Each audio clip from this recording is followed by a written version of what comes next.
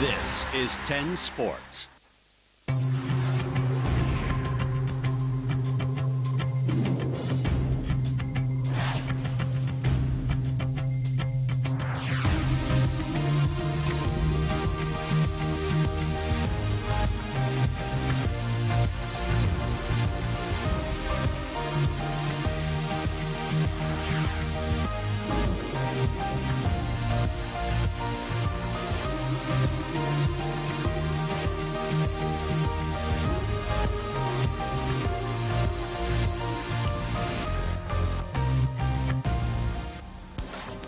Hi, I'm Agnieszka Radwanska. Welcome to WTA All Access.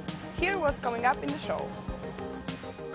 We head down under for the first tournaments of the season in Brisbane and Sydney. Meet world number one Victoria Azarenka as she talks about life off the court. And we follow the stars on the red carpet as they get all dressed up and ready to mingle.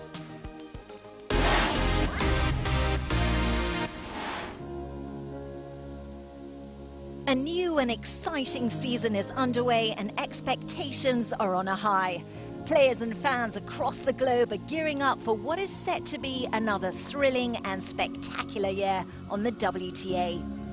In 12 episodes this season, we'll follow the stars of the game both on and off the court and bring you exclusive footage, interviews and news from the women's game. Who will become the next number one? Where's this season's big surprise going to come from? And who will shine the brightest? All this and much more here on WTA All Access.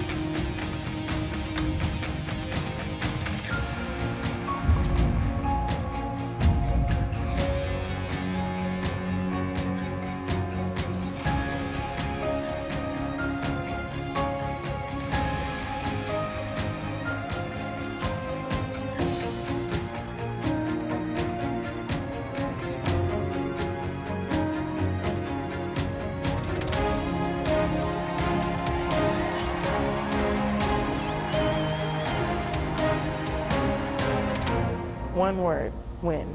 Or three words, I want to win.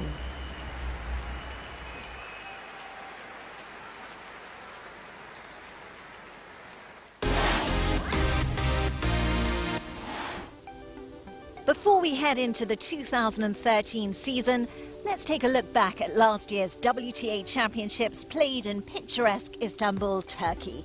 The jewel in the crown of WTA tournaments started out with a group stage phase where the top 8 players in the world were separated into 2 groups of 4. In the white group, Russian superstar Maria Sharapova was the clear favourite to advance to the semi-finals, together with Pole Agnieszka Radwanska, Italy's Sara Errani and Czech Petra Kvitova. Kvitova was subsequently replaced by Samantha Stosur because of an injury, but that didn't stop Sharapova, who beat Stosur in her final match and won the group ahead of Radwanska. Well, I knew that I was already in the semifinals, but I really wanted to treat this match with a lot of respect because I was facing against a tough opponent that I lost to a few weeks ago in Tokyo, and I really wanted to get my revenge out there today, and I started the match off really well, playing aggressive. I was happy with the way I played, especially after a long previous match. In the red group, Victoria Azarenka was the top seed ahead of Serena Williams, Germany's Angelique Kerber and China's Li Na. As many expected, Serena Williams and Victoria Azarenka were just too powerful as the American and the star from Belarus finished in first and second place. Williams, however, beat Azarenka in the group, which meant that she got a more favourable draw in the semi-finals. I feel good to be in the semi, good to be undefeated, so got some good points there and just trying to keep going, I hope. So at the semi-final stage, the 4 best-ranked players in the world battled it out against each other for the coveted trophy. Serena Williams took on Poland's Agnieszka Radwanska in a match where the American powered her way to victory in impressive fashion. As did Maria Sharapova, who played Victoria Azarenka, setting up a mouth-watering clash against Serena Williams. At the final hurdle, however, Maria Sharapova couldn't hold off Williams as she won the WTA Championships and concluded perhaps the greatest 7 months for a player in women's tennis. Between April and October, Serena captured 6 WTA titles, including the Grand Slams at Wimbledon and the US Open, in addition to the Olympic gold medal. The question was, could she start this season in the same fine style?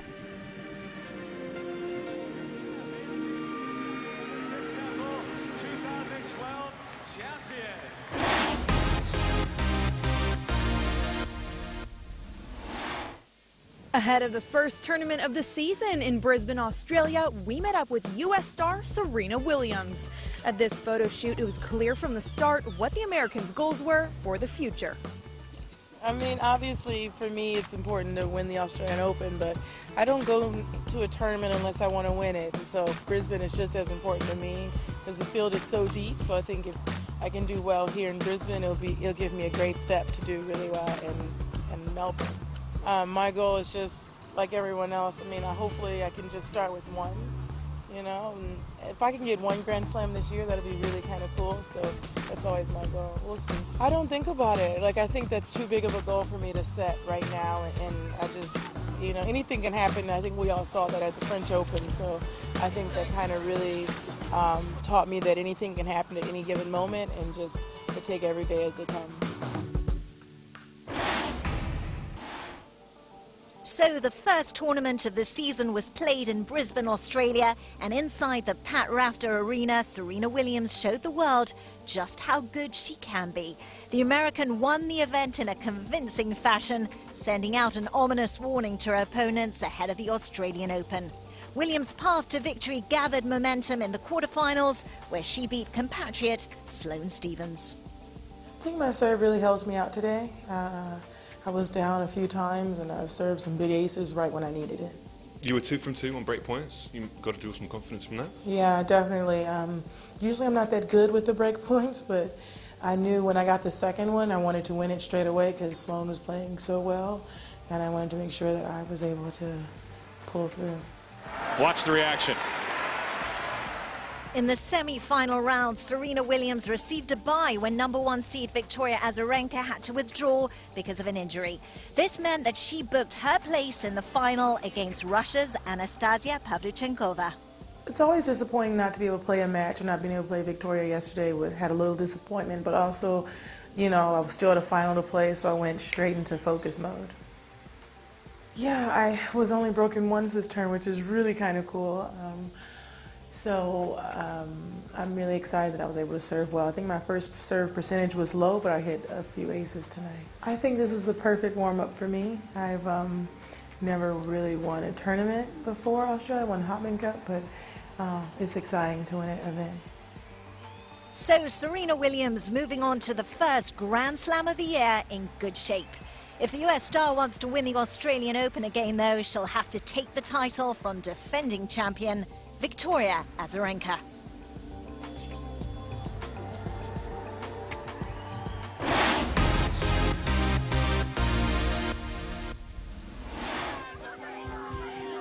At the age of 23, Victoria Azarenka from Belarus is at the peak of her tennis career. She finished 2012 as world #1 when she won both a Grand Slam title in Melbourne and an Olympic gold medal in London. Vika, as she's known to the tennis crowd, is a real entertainer both on and off the court.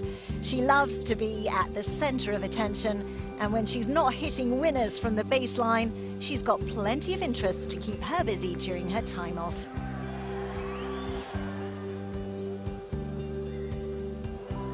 Really interested in a lot of things, and I feel like I'm very artistic, you know, I love music, I love to dance, I love to, you know, watch movies and stuff, so creative in kind of sense, but yeah, I enjoy, you know, the off-court life a little bit too.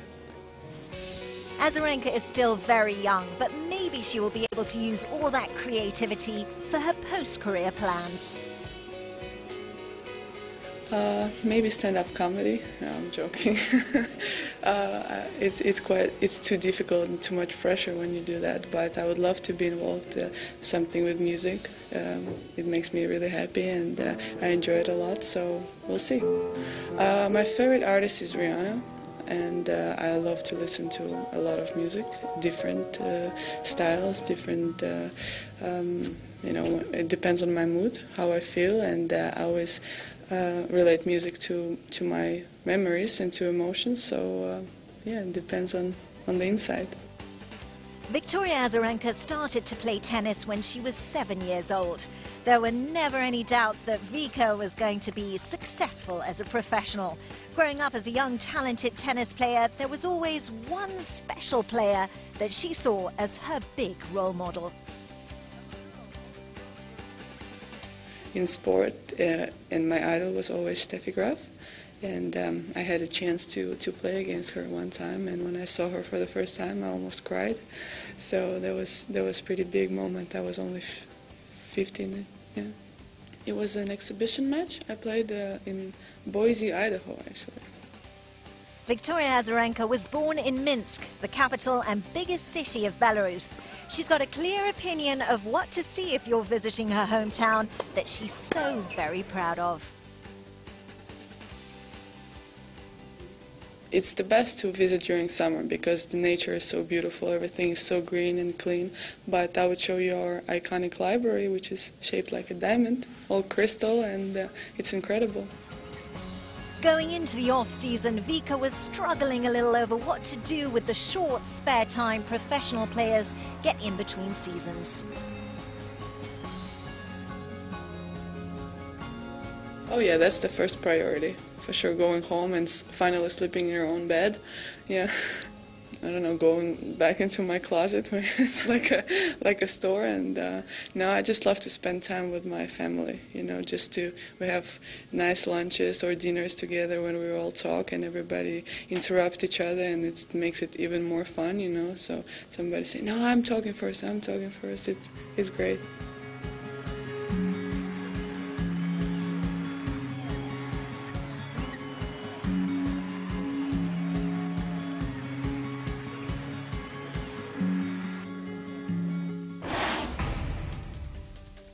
Steffi Graf was my idol. Steffi Graf, Roger Federer, Rafael Nadal, and then Steffi Graf, Martina Hingis, Martina Navratilova. Agassi on tennis was my idol, and Jordan. Kim Clijsters. Since I was little, you know, I loved the way she played on the court. I think that would be Steffi Graf. Martina Navratilova. My idol growing up was Kim Clijsters. Love her, still love her, will always love her. She was the biggest influence on my tennis or any athletic ability thing that I have ever done in my life. So Kim Clijsters is my girl. Anastasia Miskina. Martina Hingis. Andrea Agassi. The first time I saw him was television. They showed him play the match. Like long hair with earring, with jeans. I was like, wow, tennis player can be like that. I was feeling he really didn't care what people say, but he just do him away, you know, just try to be the best player. Coming up after the break, we follow the stars as they get out of their whites and into their party gear. Find out who won the exclusive Sydney International Tournament. And we take a look at what Sara Errani and Roberta Vinci get up to in their free time.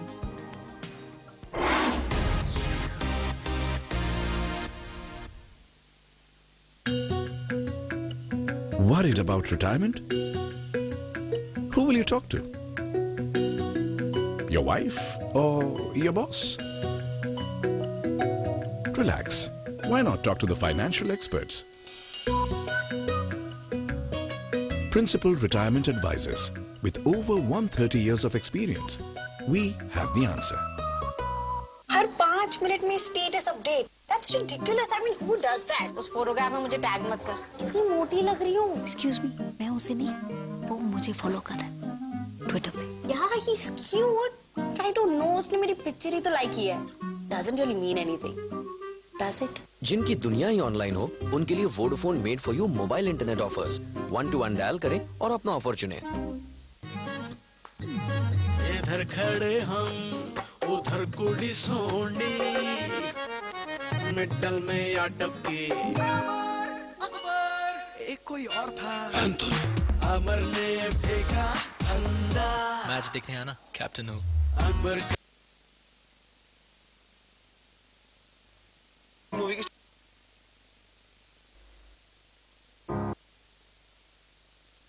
What are little girls made of?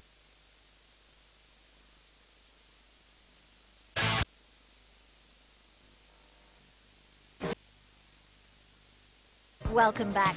Still to come, we find out who won this year's Sydney International Tournament. Doubles pair Sara Irani and Roberta Vinci try something a little different. But first, let's mingle with the stars as they hit the red carpet.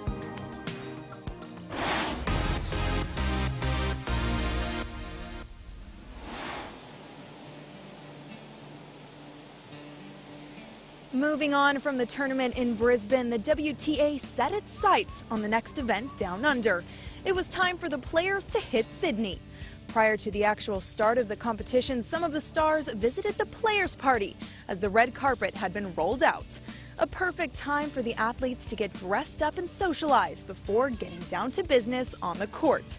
For some of the stars, Australia is definitely a highlight on the season calendar.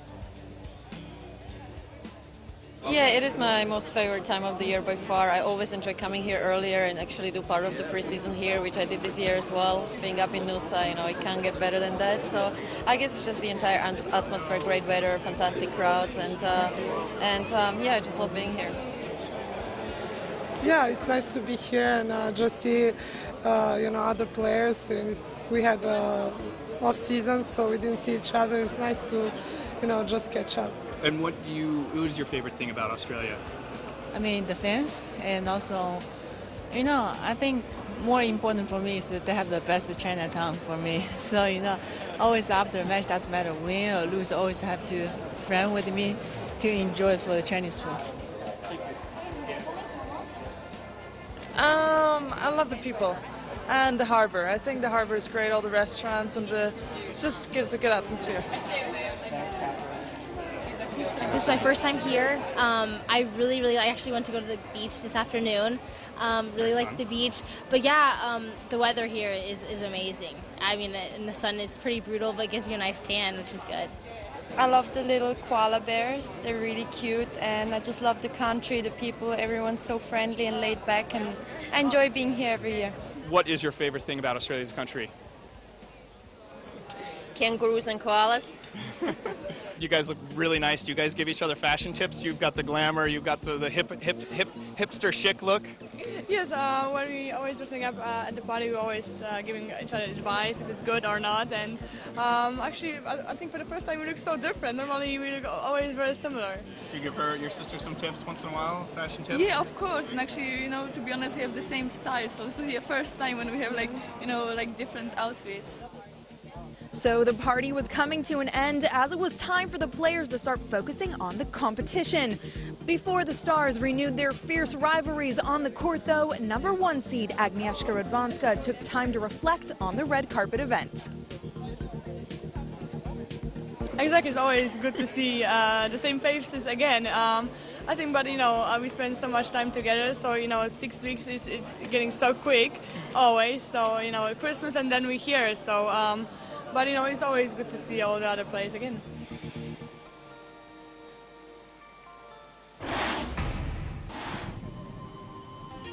Having won the ASB Classic in Auckland, New Zealand the week before, Agnieszka Radwanska made it 2 tournament wins out of 2 in Sydney. Not losing a single set so far in 2013, this talented star from Poland powered her way to victory inside the Ken Rosewall Arena. Radwanska's road to the title was difficult, but despite the draw, she had no trouble beating Italian Roberta Vinci in the quarterfinals. Well, against Roberta is always tough. She's a very consistent player and pretty much no mistakes. So, well, today I was really trying to be aggressive and trying to also go more often to the net, and I think it was working. Well, to be honest, every game was tight and long, and a lot of rallies, and also a lot of weird points because conditions also were pretty tough today with the wind. So, well, I'm just very happy that I could bat in the second set, and the serve was for sure the key in the second set. After her impressive win in the quarterfinals, Radwanska moved on to the semi-final stage, where she took on China's Li Na. Despite having difficulties beating her opponent in the past, the Polish ace took a straight sets win to reach the final. Yes, I lost to her a couple of times in the hardcourt last year, and I really played great tennis against her, and just just happy that I could revenge finally. And well, definitely winning those kind of matches against players like Nali is a great thing.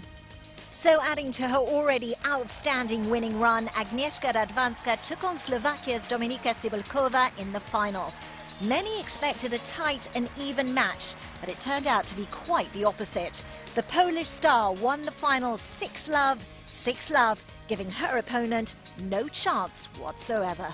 Yeah, I saw Domi playing this week great tennis, and she really beat a couple of good players, and of course there was the final, so I always wanted to play my best tennis, and everything was working that day, and I can't complain, and of course I didn't expect that score at all. But what can I say? I'm just very happy that I could play my best tennis, and from the first point till the last one.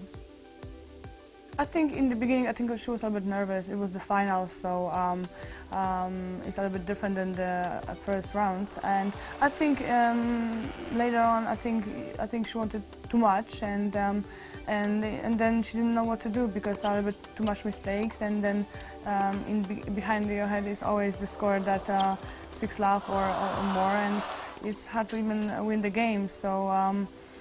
And I was really playing the same tennis whole match, so that's why it was scored like that.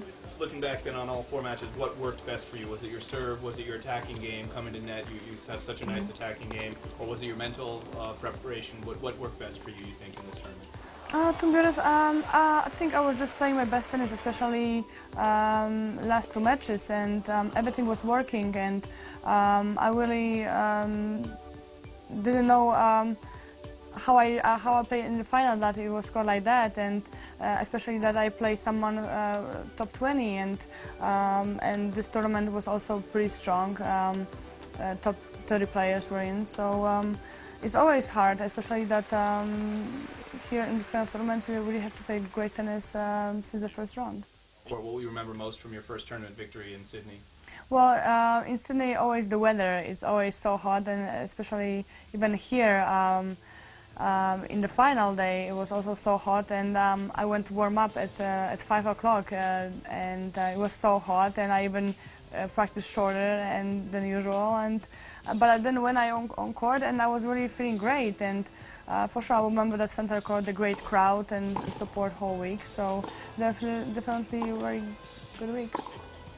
Definitely, I had great 2 weeks, and I didn't really expect that I'm going to play great tennis from my first match in the year, and having 2 titles in the row is an amazing effort, and I think I just hope that I can play the same level in Melbourne as well, and I'm going to keep going, and hopefully I can make my goal and to be #1. Agnieszka Radwanska in red-hot form going into the Australian Open in Melbourne, looking to add another piece of silverware to her collection. A couple who lost the final here in Sydney were Italian doubles duo Sara Errani and Roberta Vinci. As consolation, though, they instead got to enjoy something rather unusual and different down under.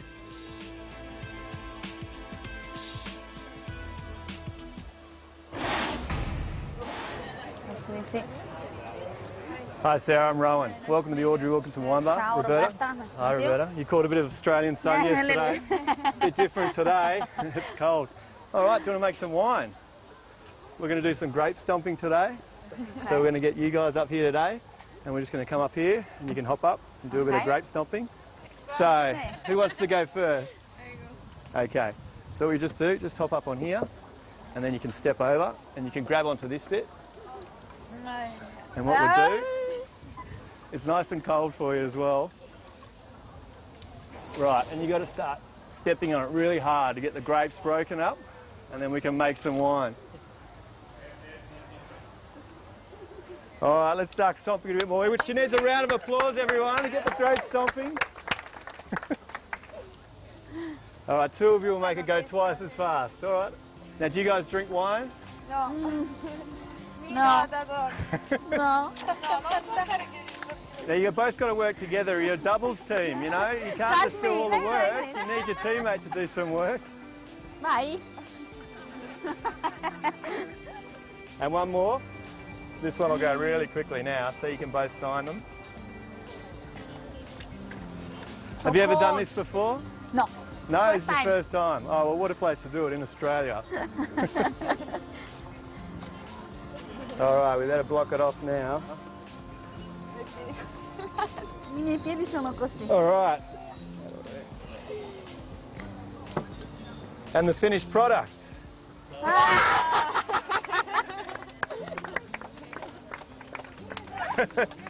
Everyone, a big round of applause for the #1 women's doubles team in the world.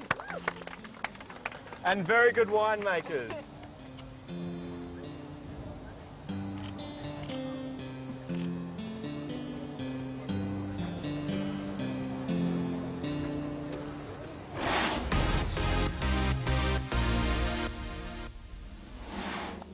So heading into the Australian Open, reigning champion Victoria Azarenka was still placed #1 in the world. Serena Williams will probably not be climbing any higher because of her surprise quarterfinal exit against Sloane Stephens in Melbourne. Agnieszka Radwanska also failed to reach the semis as she lost to Li Na in the quarterfinals. On the doubles side, Italian duo Roberta Vinci and Sara Errani were still #1 and 2 in the world despite defeat in the Sydney final.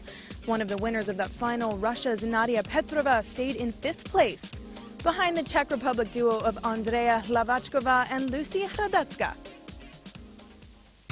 Thank you for watching WTA All Access. Be sure to join us again next time. Bye.